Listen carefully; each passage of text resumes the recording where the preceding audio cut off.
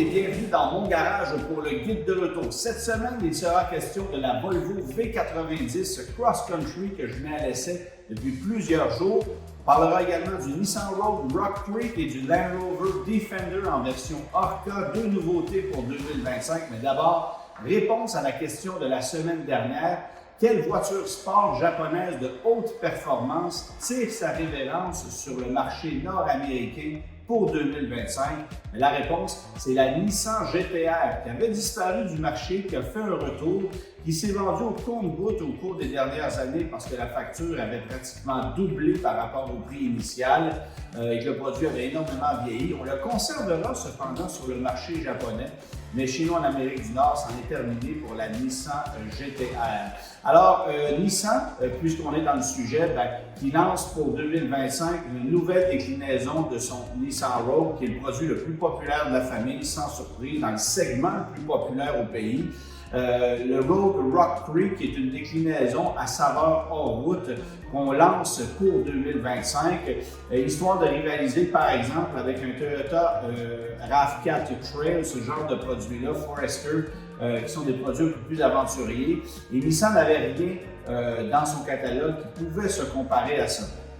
Il faut dire que l'exercice de Nissan est quand même assez timide puisque ce qu'on fait sur le Nissan Rogue Rock Creek, c'est un traitement esthétique différent avec un pare-choc avant qui est plus agressif, des roues de 17 pouces sur des pneus Falcon tout-terrain, mais il n'y a pas de modification de suspension, pas de plaque de soubassement, ni davantage de capacité en remorquage malheureusement parce que le véhicule conserve son moteur à 3 cylindres turbo-compressé de 201 chevaux. Ce moteur avec lequel on a beaucoup de problèmes depuis quelques années, un moteur sous enquête par la NHTSA aux États-Unis parce que les plaintes sont nombreuses à son sujet. Alors pas de modification de ce côté-là, mais évidemment cette version-là qui se situera probablement au sommet de la gamme, propose un look qui est certainement plus agressif que celui des autres versions de la famille Rogue et ça risque de plaire à une certaine clientèle. Bon, évidemment, le fait qu'on ait des pneumatiques conçus pour la conduite hors route,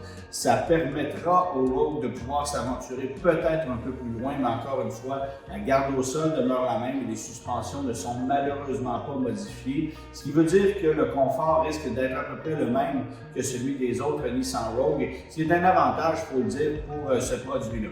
Chez Land Rover maintenant, le Defender, on le sait, c'est le produit le plus populaire de la famille. On a vendu plus de 2000 Defender l'an dernier au pays et ça représentait tout près de 30% des ventes. Il faut dire que chez Land Rover, ce qui est assez particulier, c'est que ce sont les produits les plus chers qui se vendent le plus. Alors, le Defender, le Range Rover et le Range Rover Sport sont les trois produits les plus populaires, alors que les produits comme le Range Rover Evoque et le Discovery Sport se vendent qu'au compte-gouttes.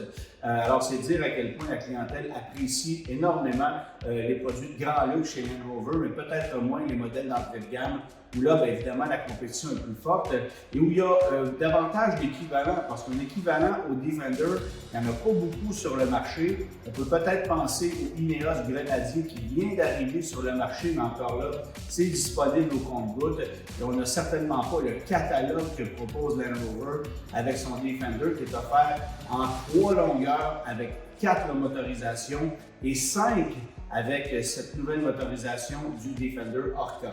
Alors, qu'est-ce que c'est le Defender Orca? Un véhicule qui est plus performant que tous les autres Defender, y compris les modèles P525. Le Defender Orca, pour sa part, vient exploiter un nouveau V8 biturbo de 4,4 litres d'origine BMW, ironiquement un moteur BMW qu'on exploite chez Land Rover, alors que Ineos fait aussi appel à un moteur BMW pour son Grenadier. Alors, BMW qui fournit énormément de constructeurs avec ses motorisations, mais ici, c'est une motorisation très poussée, 626 chevaux et jusqu'à 590 livres-pieds de couple en mode départ canon. Un Defender qui est capable de boucler le 0,5 km/h en 4 secondes tout juste. Et un véhicule qui a davantage de capacité en conduite hors route parce qu'on a développé une suspension spécifiquement pour ce modèle-là. Suspension qui est évidemment réglable en hauteur, qui permet de modifier l'amortissement, d'avoir un confort supérieur, une fermeté supérieure, tout dépendant de ce qu'on a besoin.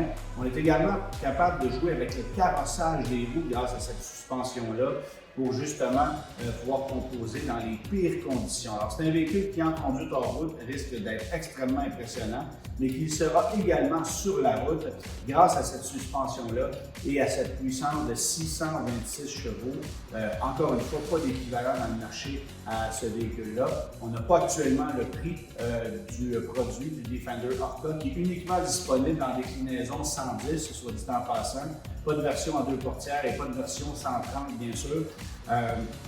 Mais le 130 n'est pas en reste, on peut l'obtenir quand même avec le moteur V8, le P500. Alors, c'est quand même assez impressionnant de ce côté-là aussi. Le catalogue est très, très large du côté du Defender. Mais dans le cas de la version Orca, c'est le modèle le plus poussé de la famille Defender, dévoilé tout récemment au Festival of Speed de Goodwood. La Volvo V90 Cross Country maintenant, on l'avait abandonné chez Volvo il y a de cela 2 ans. C'est un produit qui se vendait au compte-gouttes. Alors Volvo avait tout simplement décidé de l'abandonner pour focuser davantage sur la V60 Cross Country et sur les VUS. Mais plusieurs clients se sont plaints de sa non-disponibilité. Il faut dire que c'est un produit fort pour la famille Volvo. C'est ce qui a permis à Volvo dans les années 90 de s'émanciper et de connaître un succès encore plus large avec la première cross-country qu'on avait lancée. Et depuis, c'est demeuré un modèle très important, même si les VUS ont pris le dessus en termes de vente. Volvo l'avait abandonné, mais on a décidé de la ramener, ce qui fait que pour 2024, la voiture est toujours disponible. Certes, c'est un produit qui a vieilli parce que sa conception remonte à 2016, mais c'est un produit franchement intéressant qui propose un confort exceptionnel, un niveau de raffinement qui est remarquable également. Et même si on n'a pas nécessairement tout ce qu'il y a de plus moderne en termes de présentation intérieure, par exemple, c'est une voiture qui se défend extrêmement bien. On a su mettre à jour les écrans à bord pour en faire une voiture conviviale, moderne, mais surtout extrêmement confortable et agréable à conduire. C'est pas une voiture de haute performance parce qu'on fait toujours appel à ce moteur 4 cylindres turbo et suralimenté qui fait aussi appel à un démarreur générateur 48 volts, donc hybridation légère dans le cas qui nous concerne. Mais ça fait 295 chevaux et considérant son poids, c'est une voiture qui accélère efficacement mais qui n'impressionne pas à ce niveau-là. Il faut dire que côté sonorité, ce 4 cylindres-là n'a jamais impressionné non plus. Alors, vous n'achetez pas une V90 Cross Country pour sa motorisation, mais bien pour l'ensemble de l'œuvre. C'est une voiture extrêmement confortable, extrêmement logeable également. Vous allez avoir de l'espace pour 5 personnes dans un confort remarquable et la soute à bagages est impressionnante.